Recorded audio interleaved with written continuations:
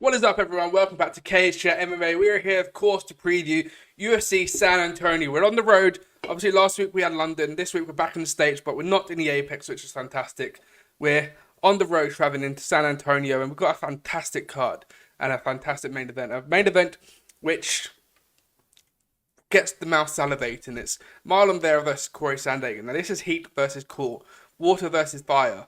It's the perfect blend of mixed martial arts. We've got Cory Sandhagen, which is this sort of calm, collected, don't want to say quiet because that's disrespectful, but he's very composed, keeps himself within himself.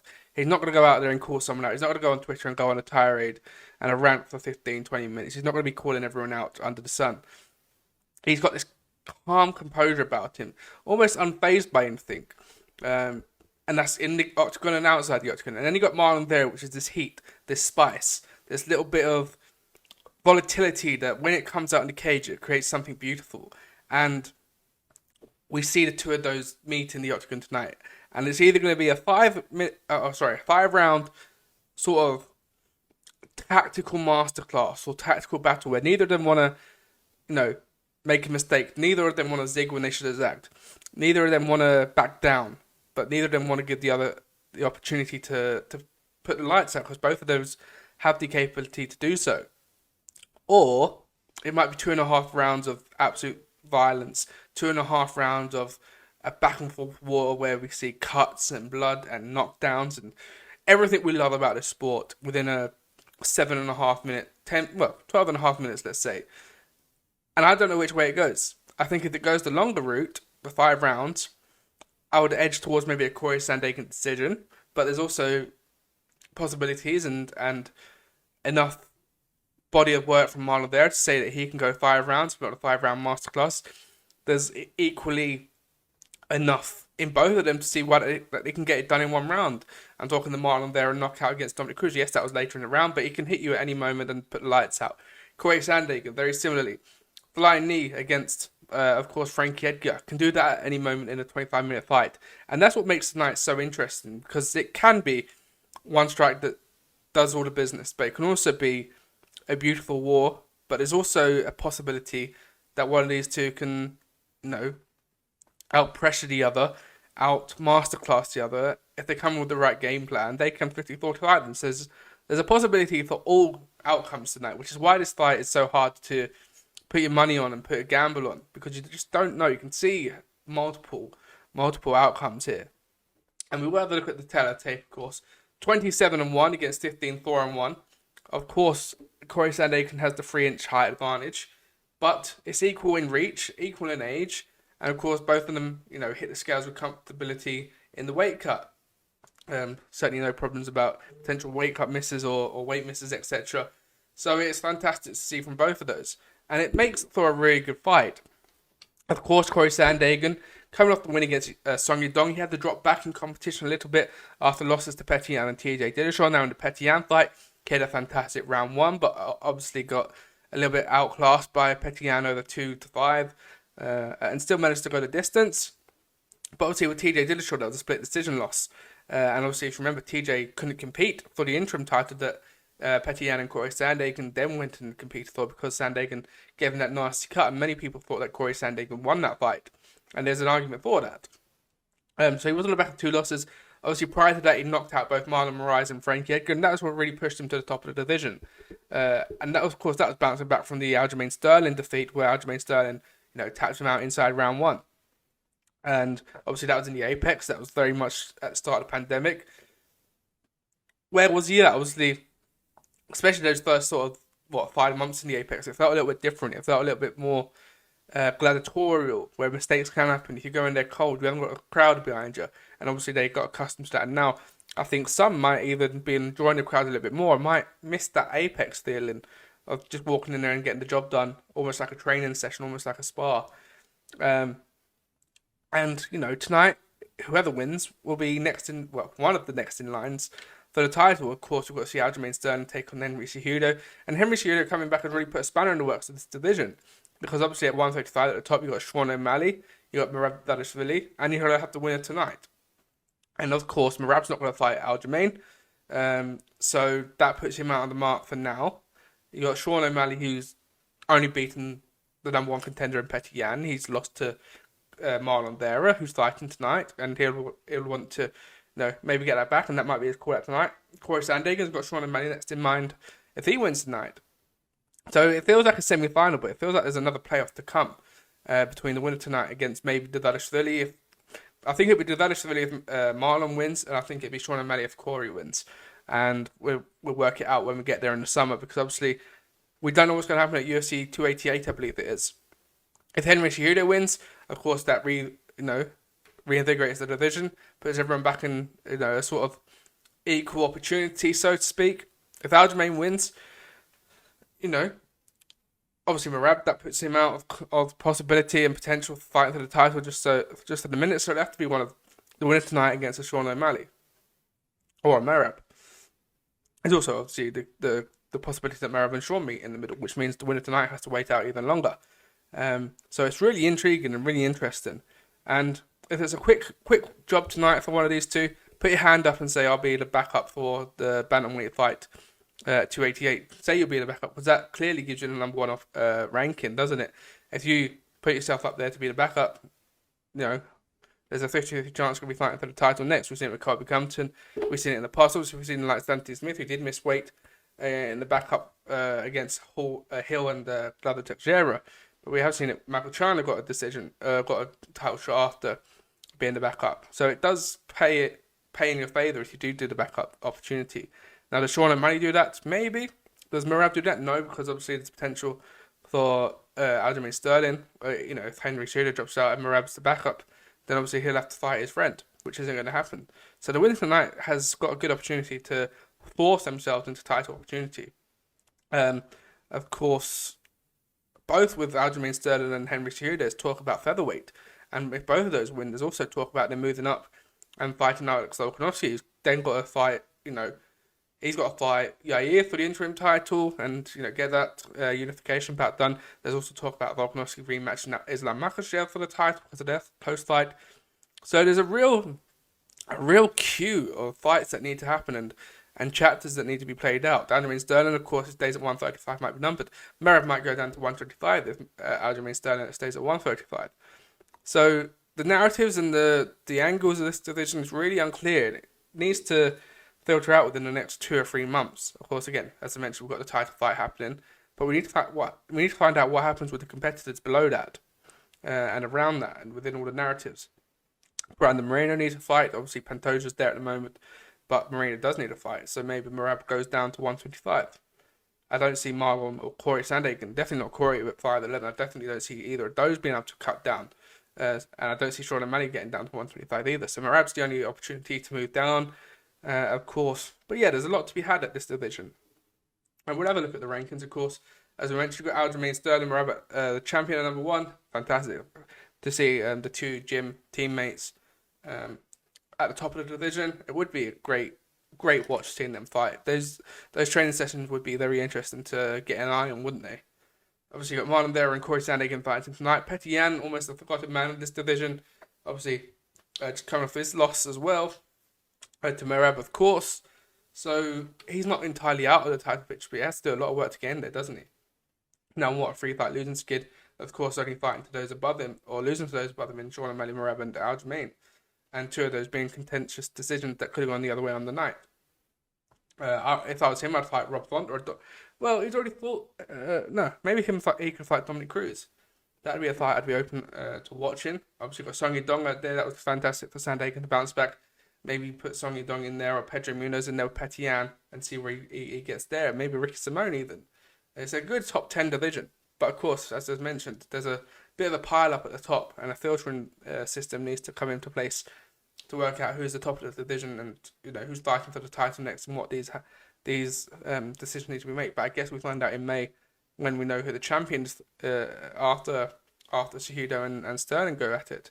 Also, it's not out of question that those two have to have the rematch if there's a split decision or a DQ or a contentious no contest, etc. They'll have to run it back.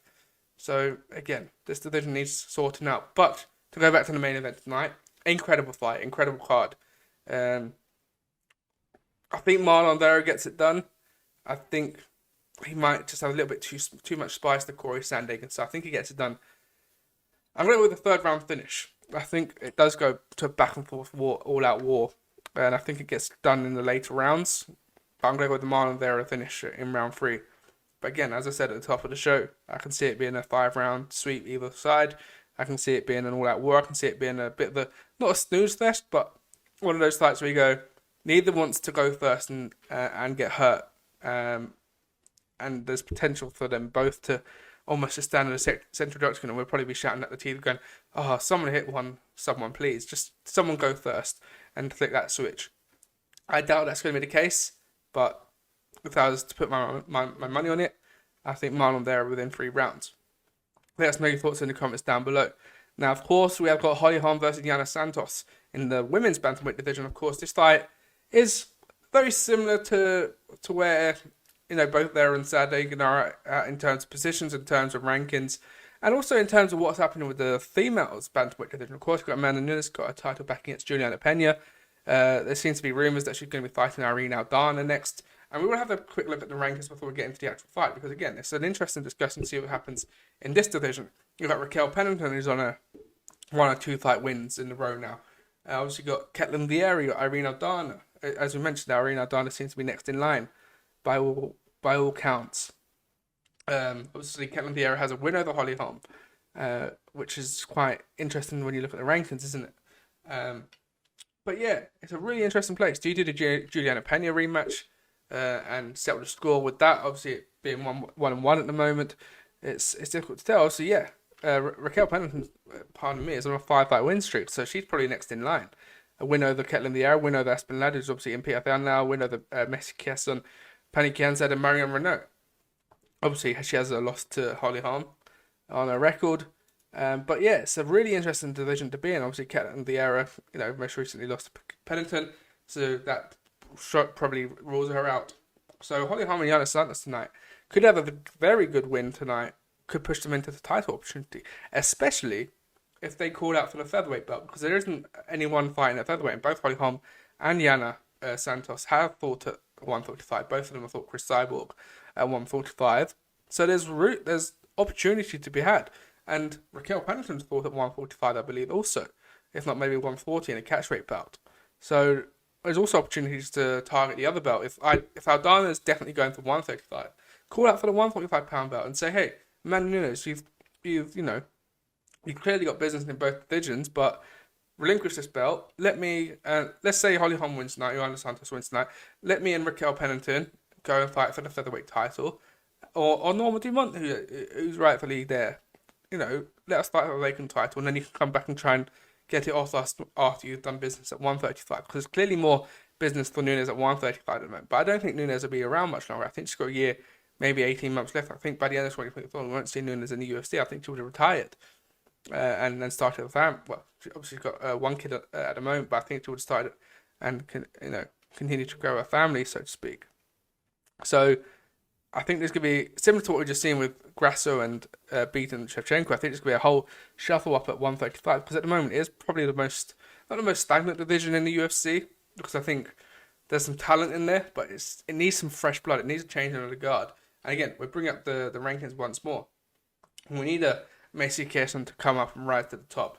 We need maybe a Mayra Bueno Silva, Carol Rosa. Obviously, Misha Tate's still about, but we don't know where she's at mentally and physically. Obviously, she looked okay in the last fight against Lauren Murphy. Obviously, didn't look so good at 125. 135, she lost to Ketlin Vieira, didn't she, I believe. So it's a really interesting position. Maybe you do Holly Holm versus whoever wins tonight. Maybe you do that fight, perhaps. Let's see. Yana Santos, obviously, she's come off that loss to Irene Aldana. She's got wins over Julia Stoliarenko and Ketlin Vieira. So yeah, maybe the winner tonight gets a Misha Tate fight, although I believe Misha Tate might even have a fight scheduled. But yeah, that'd be something I'd be open to. But the fight itself is going to be a good fight. It's going to be a tactical battle. And it is a question of where's Holly Holm at right now? And to have a look at the tape, both identical records at 14-6, both identical height, 1 inch reach advantage there for the former champion in Holly Holm, and of course she is 41 years of age. You don't think Holly Holm being in her 40s. I thought she was in her late 30s, 37, 38, but she has, had a fantastic career, a Hall of Fame career. Knocked out the likes of Ronda Rousey. She's beaten Irene Aldana, she's beaten Raquel Pennington. she's had a really good run and a really good career in both boxing and MMA that deserves a Hall of Fame mark next to her. But whereas Yana Santos as well, Yana Santos has that ability to look great in fights and then takes that next step where you expect her to join the champion sort of rankings and join those contenders, and then she falls down, as she did against Aspen Ladd, as she did against Irene Aldana. But at 33 years of age and 8 years age difference, can she use that in her advantage? Can she have that extra bit of gas in her, especially with it only being a 3-round fight? Can she hurt Holly Holm? Because it's going to be a tactical battle, and it's going to be a bit of a kickboxing battle in my opinion. And I think Holly Holm has the stronger boxing and the stronger kicking. Is just at 41 years of age, can she process that over 15 minutes against Yana Santos? Or will Yana Santos be able to get to the punch a little bit quicker? I'm not so sure. It's a really tough fight to predict. But it's a big one for both of them. If Holly Holm wins, of course, that puts her just outside the title contention once again. If Yana wins, it's a huge win, probably the biggest win in her career, being a former champion. And again, it pushes her up towards the contention, the title contenders, and probably puts her in there with a Juliana Pena probably. If Aldana's fighting for the belt. So yeah, there's a lot of ifs, buts, and maybes, and lots of narratives to come out tonight. I'm going to go with Holly Holm to get the decision. I think it goes the full distance, this one, and I think she just has a little bit too much to Yana Santos. But again, similar to the main event, you can definitely see why the blue corner has opportunities of winning, and wouldn't be so shocked if they got their hand raised. Also got Nate Landwehr versus Austin Lingo in the 145-pound division. Nate Landwehr coming off back of that incredible win against David Onama, where they had seemingly all gassed out. I think, if I remember, David Onama had a fantastic round 1 against Nate Landwehr, and then Onama gassed out, and Nate Landwehr came back, and then they were just basically, for the third round, beating the shit out of each other, let's be honest, for that 5 minutes, and it was going back and forth. Landwehr stepped up for 10 seconds, I believe, and Onama tried to catch him off guard, but never quite happened. And obviously, Landwehr got the majority decision. So he has a win over Ludwig Klein. So you're looking at maybe the winner tonight. It's been at one. Thinking is that cancel back. So Lerone Murphy says obviously at 145. Obviously seeing Klein there. I was thinking of Jai Herberts and the Marty cases, but obviously this is at 145. So maybe tonight a win against Nate Landwehr. You just got Jack Shaw just coming off on a good win. You got Lerone just coming off a good win last week in London. Those big interesting fights to make for both Lingo and, of course, Landwehr. Obviously, Lingo coming off a 2-fight win streak. He's also had cancelled bets against Jonathan Pierce, David Onama, Ricardo Ramos. So he's not been active since 2021. He's had fights booked in 2022 and earlier this year. It would have been last week or the week before against Ricardo Ramos. I believe Ricardo Ramos missed weight. That's why that fight got cancelled. But a win tonight for either of them definitely puts them just outside the ranks, and Physics and Nathaniel Wood, Jack Shaw, Lerone Murphy, someone of that nature would certainly be next in line, in my opinion. Andrea Lee versus, of course, Macy Barber. Macy Barber obviously was gunning for youngest UFC champions spot, which Mohamed Mokaev is currently gunning for. But of course, she did lose to Roxanne Modafferi, done a knee in. But she certainly bounced back from that in good fashion. She lost to the champion Alexa Grasso, but she's now on a 3-fight win streak, wins over Jessica Ryan, Montana De La Rosa, and of course Miranda Maverick in a split decision win. This is a big fight for her. Andrea Lee, 13-6. She's also lost to Roxanne Modafferi, lost to Lauren Murphy, Joanne Wood. She's beaten Antina Shevchenko and Cynthia Calvillo. Again, she's someone who takes 2 steps forward and then ends up taking a step back, and you never really find out where she is. But a win tonight, I think both of these are top 15, aren't they? Top 13th, 14th, around that sort of area in the flyweight division. We've just seen Katie O'Neill lose to Jennifer Maia, so I'd imagine a win tonight would be putting her up against Macy Barber against Katie O'Neill, or an Andrea Lee against Katie O'Neill. Obviously, you've got Molly McCann, who needs to come back and get a win. Maybe she enters the mix tonight with the loser of this fight, perhaps. You got Amanda Ribas there. You got Tatiana Suarez. I know she's looking at 115, but maybe tempt her with a 125 bout against a Macy Barber, perhaps. Would be an interesting one to watch. But yeah, an all-round good fight on the main card. And also you have got, let's not forget, Alex Perez versus Manel Kape, 9-7 in the Tapology flyweight rankings, that is. I don't know if that's in the official UFC rankings as well, but both of these are a win or two away from really fighting for titles. Obviously, you got Matt Schnell, you got Nicolau in a very crowded 125-pound division. You got Mokhaev in there, Simadadri, David Dvorak, obviously at the lower end of the rankings. And the loser tonight will probably be looking at those lower rankings. But the winner will certainly be looking up. And I like Manel Kape. He had a rough start in the UFC, obviously losing to Pantoja and a split decision to Nicolau, but since then he's gone on a 3-fight win streak against Odi Osborne, Zagos Zimagulov, and of course David Dvorak. 2 finishes and a decision in that. And if he beats Alex Perez tonight, it would be interesting to see what happens. He is a former Ryzen champion, of course, so it's not like it'd be out of the blue. Alex Perez, though, not been the most active fighter, has he? Unfortunately, I don't know if that's for his own or for circumstances that he's been in control of or not been in control of. But he's only had 2 fights in 2020. Obviously, one of those being the loss to Jefferson Figueiredo, and then he lost to Alexander Pantoja in July last year. But he's had, what I can see, 8 cancelled fights, 9 cancelled fights prior to the one. We've got Brandon Moreno, Matt Schnell in there 4 times. He's had 4 fights cancelled with Matt Schnell. That must be absolutely horrible. When you see that name come through the contract, you just go, give me a new name, please. I've had this cancelled 3 times now. I don't want it a 4th time. Askarov twice, Amir Balzi, and Kai Kara-France, which is supposed to be happening in February. Obviously, that was not his fault because Kai Kara-France got injured. But this is a really good fight on the main card. And again, a win for either of these puts them just 1 win outside the top 5, top 4. And then it's I'm thinking Kai Kara-France probably, Amir Balzi probably. You know, you're just 1 win away from fighting for a title, perhaps. And as we said, Moreno doesn't have a clear number 1 contender.